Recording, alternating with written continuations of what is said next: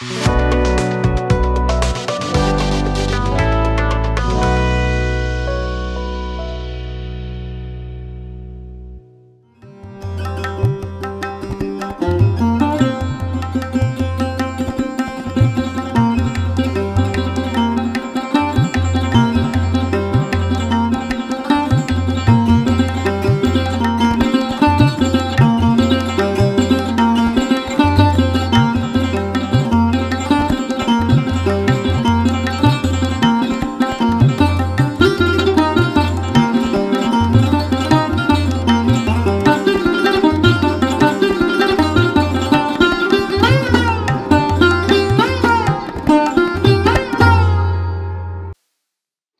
जीशु ख्रीष्ट अति बहुमूल्य नाम संपर्क इंडिया द्वारा प्रस्तुत कार्यक्रम नुआ सकाल आशार आज अध्याय मुझे स्वागत जनाए। प्रभु आपण प्रत्येक को बाहुल्य रूपे आशीर्वाद करूँ।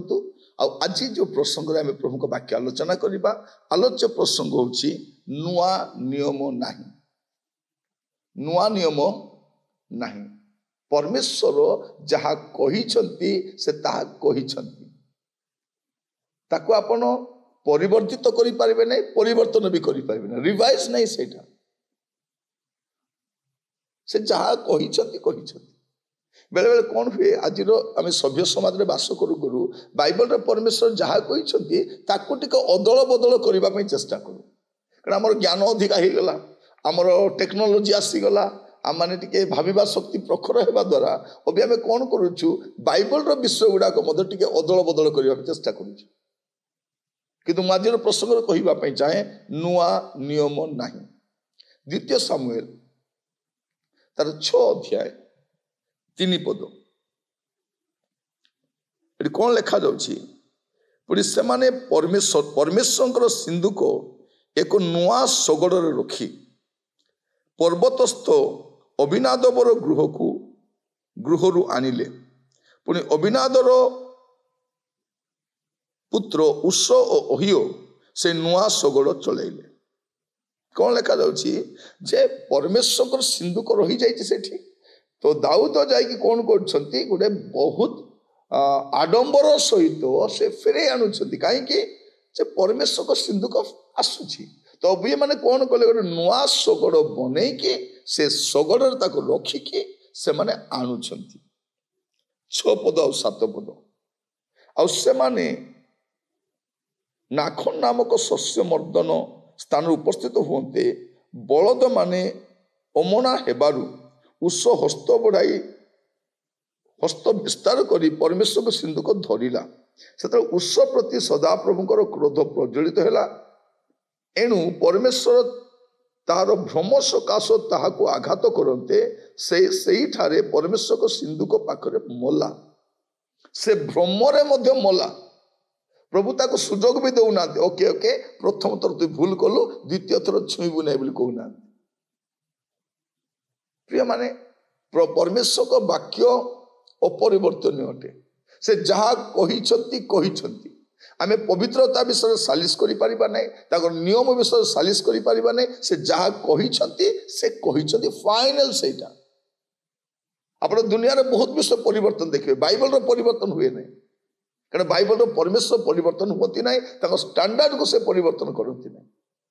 ये आप देखु गोटे केते सुंदर से माने गोटे शगड़ बने आणुछंती नुआ शगड़ बाजा बाजुची लोक नृत्य करुछंती आराम रे।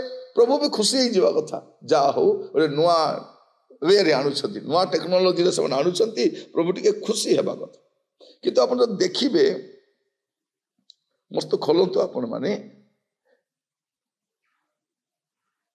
प्रथम सामुएल तार 6 पर्व प्रथम सामुएल तार 6 अध्याय जो देखिए ये कौन लिखा जाए आम से ध्यान करके देखा तार 2 पद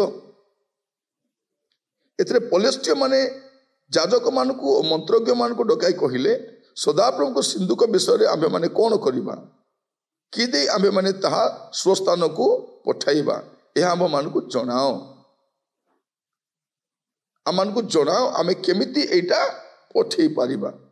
7 पद एतु एबे गोटे नुआ शगड़ प्रस्तुत कर ଓ ଯୋଉ ଦୁଗ୍ଧବତୀ ଗାଭୀ ମାନଙ୍କ ଉପରେ ଜୁଆଳି ଲାଗି ନାହିଁ ଏପରି 2 ଗାଭୀ ଶଗଡ଼ରେ ଯଚ ଓ ସେମାନଙ୍କ ଠାରୁ ସେମାନଙ୍କୁ ବାଛୁରିକି ଘରକୁ ଆଣ।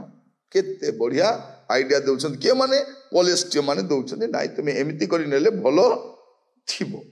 ତ ଏମାନେ ଆଣିବା ପାଇଁ ଚେଷ୍ଟା କରୁଛନ୍ତି ଆଉ ବାଟରେ ସେ ମରୁଛି ସେ ତାର ଛୁଇଁବା କାମ ନାହିଁ ସେଟା ସେ ଶଗଡ଼କୁ ଛୁଇଁଲା ସିନ୍ଦୁକକୁ ଛୁଉଁଛି ସେ ସେଇଠି ତତ୍କ୍ଷଣାତ୍ ସେ ମରୁଛି।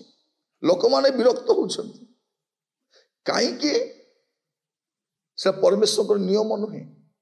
ପରମେଶ୍ୱରଙ୍କ ନିୟମ କେମିତି ଆପଣ ଯଦି ଯାତ୍ରା ପୁସ୍ତକ ମସ୍ତ ଖୋଲିବେ ତେଣୁ ଆଜି ମୁଁ କାହିଁକି କଥା କହୁଛି ଆମମାନଙ୍କର ମଣ୍ଡଳୀ ଗୁଡାକରେ ଆମେ ଅନେକ ପ୍ରକାର ନୀତି ନିୟମକୁ ଲାଗୁ କରି ଚେଷ୍ଟା କରୁଛୁ କ'ଣ ଆମେ ଟିକେ ଷ୍ଟାଣ୍ଡାର୍ଡ ବଢେଇ ଦେବା ଆଉ ପ୍ରଭୁଙ୍କ ଦାସମାନେ ମଧ୍ୟ କୋଉଠି ନା କୋଉଠି ଆମେ ଟିକେ ସାଲିସ କରୁଛୁ ଏଇଟା ପ୍ରୋବ୍ଲେମ ହଉଛି। ଆପଣ ଦେଖିବେ ଯାତ୍ରା ପୁସ୍ତକ 25 ତାର 14 ପଦ ପୁଣି ସିନ୍ଧୁକ ବହିବା ନିମନ୍ତେ ସିନ୍ଧୁକର 2 ପାର୍ଶ୍ୱସ୍ଥ କୋଡ଼ାରେ ସେ ସାଙ୍ଗୀ ପ୍ରବେଶ କରାଇବ। ଏଠି କଣ ଲେଖାଯାଉଛି ସିନ୍ଧୁକକୁ ଲୋକମାନେ ବହିକି ଆଣିବେ ତାକୁ ଯାଜକ ମାନେ ବହିକି ଆଣିବେ ସିନ୍ଧୁକକୁ ବୁହାଯିବ ସେଇ ଗୌରବ ଅଣାଯିବ। ହେଲେ ଶଗଡ଼ର ପ୍ରୋବ୍ଲେମ କଣ ଏ ଶଗଡ଼ ହଉଛି ପଲେଷ୍ଟିୟ ମାନଙ୍କର ମେଥଡ ସେମାନେ ତାଙ୍କର ଦେବଦେବୀ ମାନଙ୍କୁ ସେମାନେ ଶଗଡ଼ରେ ବସାଇକି ନିଅନ୍ତି ଯେମିତି ଆଜିକାଲି ଆମେ ଟ୍ରାକ୍ଟରରେ ବସାଇ ନେବାର ଦେଖୁଛୁ ଶଗଡ଼ ତ ବନ୍ଦ ହେଇଗଲା ଏବେ ଲୋକ ଟ୍ରାକ୍ଟରରେ ନେଉଛନ୍ତି ସେ ସମୟର ଶଗଡ଼ରେ ଏଟା କାହାର ମେଥଡ ଏଟା ବିଜାତୀୟ ମାନଙ୍କ ମେଥଡ ଏଟା ପଲେଷ୍ଟିୟ ମେଥଡ ଆଉ ପରମେଶ୍ୱର ସେ ମେଥଡ ଦେଇନାହାନ୍ତି। ସେ କଣ କରିଛନ୍ତି ସିନ୍ଧୁକ ବହିକି ଅଣାଯିବ। ମୁଁ କାହିଁକି କଥା କହୁଛି ପ୍ରିୟ ଭାଇ ଭଉଣୀ ମାନେ ମନେ ରଖିଥାନ୍ତୁ ନୂଆ ନିୟମ ନାହିଁ ବାଇବଲର ନିୟମ ହଉଛି ଶ୍ରେଷ୍ଠ ନିୟମ ଆଉ ଶେଷ ନିୟମ ଏଇଟା ଆପଣ ମନେ ରଖିଥାନ୍ତୁ। ଆଜିକାଲି ଆମେ ପ୍ରଚାରକ ମାନେ ପାଳକ ମାନେ ଆମେ ସାଲିସ କରୁଛୁ ଗୁଡ଼େ ଘଟଣା ଘଟୁଛି କିନ୍ତୁ ବାଇବଲ ସମ୍ମତ ତାହା ନୁହେଁ ବାଇବଲ ଅନୁମୋଦିତ ନୁହେଁ। ଅନେକ ଶିକ୍ଷା ଅନେକ ପରାମର୍ଶ ଏ ପ୍ରକାର ଆସୁଛି ଯାହା ବାଇବଲ ଭିତ୍ତିକ ନୁହେଁ। এইটা ଆପଣ ମନେ ରଖିବା ଦରକାର এইটা ଆପଣ ଜାଣିବା ଦରକାର। ଯଦି ଆପଣ ଜାଣିବେନି ଆମର ପୁଅ ଝିଅ ମାନେ ଭୁଲ କରୁଛନ୍ତି ଆମେ କହୁଛୁ ସମାଜରେ ଚଳିବ ଖ୍ରୀଷ୍ଟିଆନକୁ ଚଳିବ ନାହିଁ ମଣ୍ଡଳୀରେ ଚଳିବ ନାହିଁ। ଦେଖନ୍ତୁ ଶଗଡ଼ରେ ଆଣୁଛନ୍ତି ଗୌରବରେ ଆଣୁଛନ୍ତି ପ୍ରଭୁଙ୍କୁ ପସନ୍ଦ ନାହିଁ ସେଇଟା ପରମେଶ୍ୱର ନୂଆ ନିୟମ ଦେଇନାହାନ୍ତି କହିନାହାନ୍ତି ଅପସନ ଦେଇନାହାନ୍ତି ଯଦି ବହିବା ପାଇଁ ସୁବିଧା ନଥିବ ଶଗଡ଼ରେ ଆଣିବ ଡାଲା ଗାଡ଼ିରେ ଆଣିବ ସେଇ କଥା କହିନାହାନ୍ତି। ସେ ପରମେଶ୍ୱର ଯାହା କହିଛନ୍ତି ତାହା କହିଛନ୍ତି। ତେଣୁ ମୁଁ ଆପଣମାନଙ୍କୁ କହିବା ପାଇଁ ଚାହେଁ ପରମେଶ୍ୱରଙ୍କ ନିୟମ ସହିତ ଆପଣ ଖେଳିବେ ନାହିଁ। ପରମେଶ୍ୱର ଯାହା କହିଛନ୍ତି ତାହା କହିଛନ୍ତି। ଆମେ କ'ଣ ଲୋକମାନଙ୍କୁ ଭଲ ଲାଗିବ ନାହିଁ ଲୋକମାନଙ୍କୁ ବାଧିବ ଆମେ କ'ଣ କରିବା ଟିକେ ସାଲିସ କରିବା ଆଉ ଦେଖିବା ପରମେଶ୍ୱର ଯାହା କରେ ପରମେଶ୍ୱର ନାହିଁ। ଜଣେ ଭ୍ରାନ୍ତିରେ ବି ଯଦି ଛୁଇଁବ ସେ ମରିବ କାରଣ ପରମେଶ୍ୱରଙ୍କ ନିୟମ ସେଇଟା ନୁହେଁ। ତେଣୁ ପ୍ରିୟ ଭାଇ ଭଉଣୀ ମାନେ ବାଇବଲର ନିୟମକୁ ପରିବର୍ତ୍ତନ କରିବେ ନାହିଁ। ବାଇବଲ କ'ଣ କହୁଛି ଯେ ବେଢ଼ା ଭାଙ୍ଗିବ ତାକୁ ସର୍ପ ଦଂଶନ କରିବ।